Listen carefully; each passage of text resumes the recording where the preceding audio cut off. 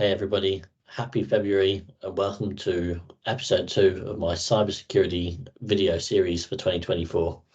Just as a reminder, we're going to be covering various different stages throughout the cyber kill chain, looking at ways in which attackers could exploit you and take advantage of various areas, as well as different ways in which you can protect yourself against these attacks.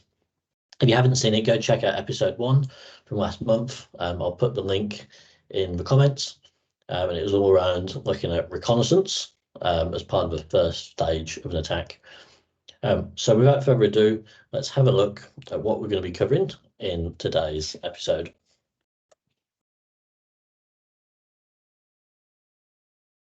So, as a reminder, there's several different phases within the cyber kill chain.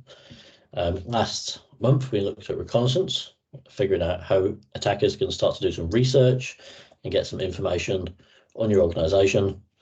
And this steadily goes down until they can action on their objectives. So today, I'm actually going to be skipping the second one, weaponization. I'm going to be talking all around delivery. Why are we skipping the first one? Well, weaponization, building the actual tools and getting them to exploit within your environment are actually pretty connected. And I'm going to be covering that on the next episode next month, so stay tuned around that. But what are we talking about when we talk about delivery? So this is all around once we built an exploit or some kind of attack of various means, how do we get it inside the environment, get it to the target so an attacker can get that first foothold on your organization? And this is very tied to preventing attacks. The concept of prevention has been around for many years. I would say it's kind of not died off, but the focus has moved in recent years to more detection and response, which is still very important, but it's key that we make sure that we've got good prevention architecture in place that's also working together with our detection response. If we have a look at the NIST cybersecurity framework, again, you can see protection is a key part of these 5 pillars.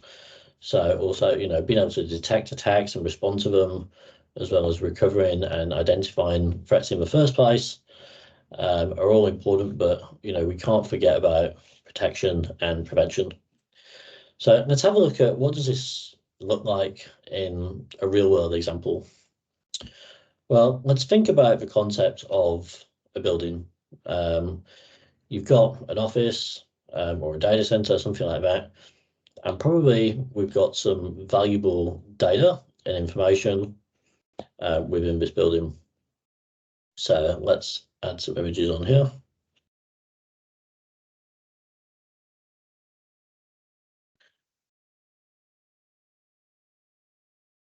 Now let's say we've hidden some data in the various rooms.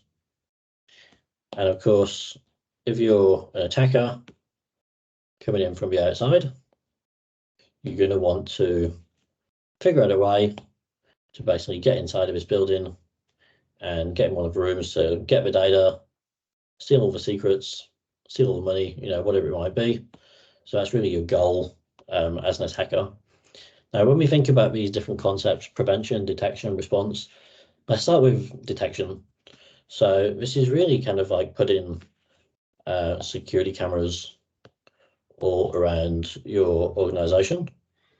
So that might be externally focusing, or it might be internally focusing as well. So that when that attacker comes in, we can get alerted to the fact that an attack is taking place and we're trying to steal something. So that's good to know. It's pretty important. Well, what about recovery? So once the attacker's already in and they've got to your data, a good way of looking at recovery or response rather, it's kind of like putting a security guard within your building. So imagine they're sitting there watching, and again, once the attackers come in, we've been alerted by these alarms, by these security cameras. The security guard's going to be able to go there and basically extract that actor from your organization and remove them. So you're taking an action, you're responding, in order to rectify the situation. And finally, when we think about prevention, well, it's kind of like putting front doors on your building, or maybe inside the building, putting doors across your various rooms. If we think about things like perimeter prevention or endpoint prevention, all these different types of things. And the idea really, whilst we've got security cameras, whilst we've got a security guard, if we make it harder for that attacker to get in, or even if they do find a way in, it's going to make their life more difficult, and it's going to give us time for our detection and prevention technologies to work together holistically as part of the overall solution.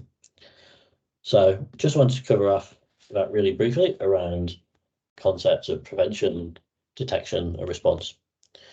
So as with last month's episode, what I'd like to do is basically start to give you an example of a way in which an attacker might take advantage of being able to get in to perform its delivery on your environment, and again, some of the ways in which we might want to prevent that. So what I'm using initially is email. So there's many different attack vectors, many different methods in which an attacker might get into your organization. Email is a common one. And if you have a look at the previous episode, again, we've found some emails of some companies or some employees within a company, and we're going to now act on that and try to perform a phishing attack to effectively get somebody to open a file, click on a link, whatever it may be. So I've got a sample email loaded here, and as you can see, there's a little message talking about maybe pretending to be the IT team.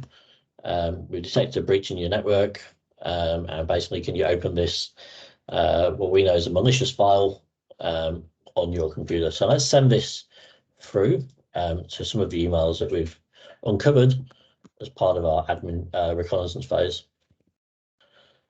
So I've got 2 users here within my organization, and I'm going to send that on.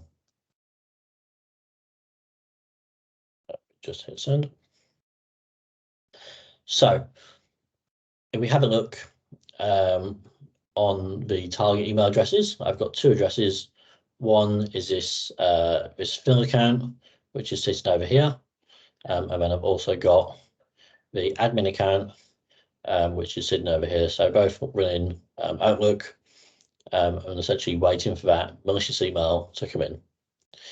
And what we're going to see effectively using Vision 1, one of the things that we've done recently is we've moved all of the different email capabilities within this single console.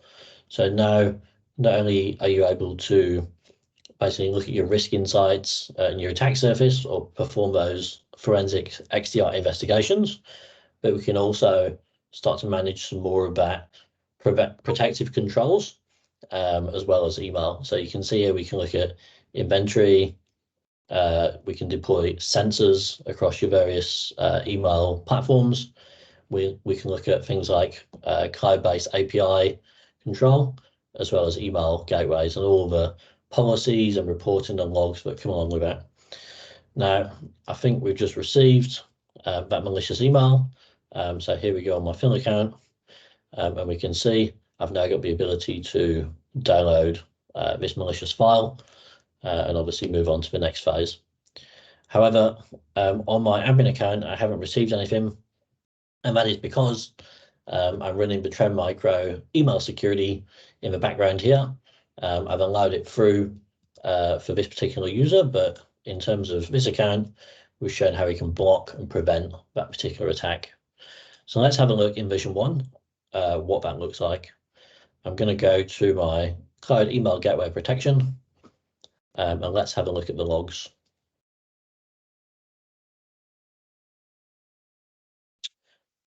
And then let's just have a look. So like for the last 1 hour, let's just do a search, and we can see we've got 2 logs that have come back. Things targeting my Phil user, that's been delivered because I've added a policy to allow that. But for my admin user, I've got the full set of policies enabled, and we've actually quarantined that email. So let's drill in a little bit further, and we can see all the details. And if we have a look at the actions, we can see in this case, this particular email is quarantined because it contained a password protected file. But you can also see we've got many other ways that we might use to detect a potentially malicious or suspicious email coming in. So, be it as a virus, spam, phishing, even things like possible BEC, business email compromise attacks, and other high-risk attachments.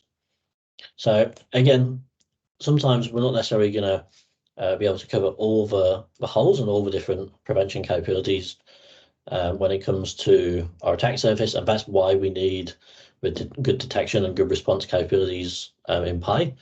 But if we have got a good set of preventative controls covering most of the attack surfaces and being very robust in their nature, again, we're going to make life more difficult for attackers, and our overall set of controls in the ecosystem are going to work more holistically and efficient together. So hope that was useful for you, and feel free to tune in next month when we're going to take a little bit more of a look into how we might start exploiting the user based on this malicious attachment. Hope to see you then. Bye-bye.